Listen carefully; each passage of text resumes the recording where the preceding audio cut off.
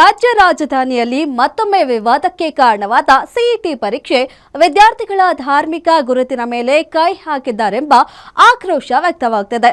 ಘಟನೆಯಲ್ಲಿ ಭಾಗಿಯಾದವರ ವಿರುದ್ಧ ಕಠಿಣ ಕ್ರಮ ತೆಗೆದುಕೊಳ್ಳಬೇಕೆಂದು ಇಂದು ಬ್ರಾಹ್ಮಣ ಸಮಾಜದಿಂದ ಬೆಂಗಳೂರು ಜಿಲ್ಲಾಧಿಕಾರಿಗೆ ಮನವಿ ಪತ್ರ ನೀಡಲಾಗಿದೆ.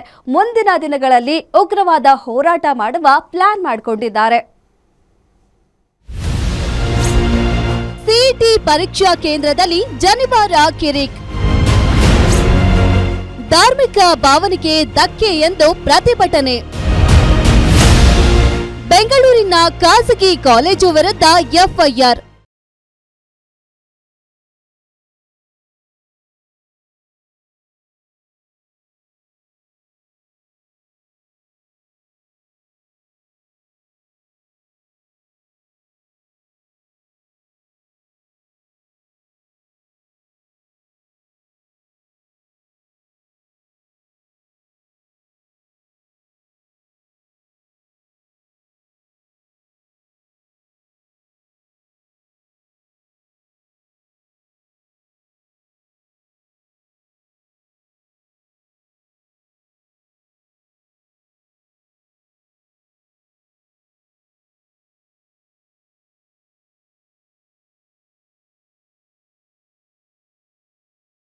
ಇದರ ಹುನ್ನಾರ ಏನಿದೆ ಅಥವಾ ಇದು ಬ್ರಾಹ್ಮಣ ಸಮುದಾಯದ ಮೇಲೆ ಇವರ ದಬ್ಬಾಳಿಕೆನ ದೌರ್ಜನ್ಯನ ಏನಕ್ಕೆ ಮಾಡ್ತಾ ಇದ್ದಾರೆ ಅನ್ನೋದು ಬೇಕಾಗಿದೆ.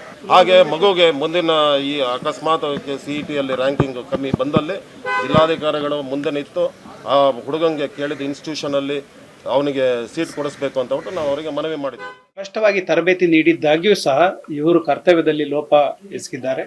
ಆದ್ರಿಂದ ಅಂಥವ್ರ ಮೇಲೆ ಕಠಿಣ ಕ್ರಮ ಜರುಗಿಸ್ಬೇಕಂತ ಎಫ್ಐಆರ್ ಮಾಡಿದ್ದೀವಿ. ಅವರು ಅರೆಸ್ಟ್ ಆಗಿದ್ದಾರೆ, ಅವ್ರನ್ನ ಸಸ್ಪೆಂಡ್ ಮಾಡಿದ್ದೀವಿ, ತನಿಖೆ ಮಾಡಿದ್ದೀವಿ. ಈಗ ರಿಪೋರ್ಟ್ ಸಹ ಬಂದಿದೆ. ಈ ಘಟನೆಯನ್ನ ಸರ್ಕಾರ ಅತ್ಯಂತ ಗಂಭೀರವಾಗಿ ಪರಿಗಣಿಸಿದೆ. ದೂರು ಬಂದ ತಕ್ಷಣವೇ ಜಿಲ್ಲಾಧಿಕಾರಿ ಜಗದೀಶ್ ಅವರು ಅಪರ ಜಿಲ್ಲಾಧಿಕಾರಿ ನೇತೃತ್ವದಲ್ಲಿ ತನಿಖಾ ಸಮಿತಿ ರಚಿಸಿದ್ದಾರೆ.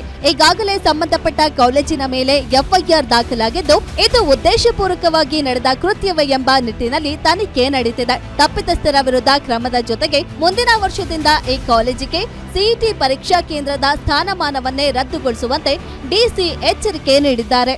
ಮುಂದೆ ಈ ಥರ ಘಟನೆಗಳಾಗಬಾರ್ದು ಅಂತ ಕೆಇಎ ವತಿಯಿಂದ ಡ್ರೆಸ್ ಕೋಡ್ಗೆ ಒಂದು ಅಧಿಕಾರಿಯನ್ನು ನೇಮಕ ಮಾಡಿ ಅವರಿಗೆ ಸರಿಯಾದ ತರಬೇತಿಯನ್ನು ಕೊಟ್ಟು ಏನು ಮಾಡಬೇಕು ಏನು ಮಾಡಬಾರ್ದು ಅನ್ನೋದನ್ನ ಸ್ಪಷ್ಟವಾಗಿ ತರಬೇತಿ ನೀಡಿ.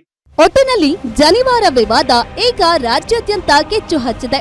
ಸಮುದಾಯದ ಮುಖಂಡರು ಮುಂದಿನ ದಿನಗಳಲ್ಲಿ ರಾಜ್ಯಾದ್ಯಂತ ಹೋರಾಟ ಮಾಡುವುದಾಗಿ ಎಚ್ಚರಿಕೆ ನೀಡಿದ್ದಾರೆ.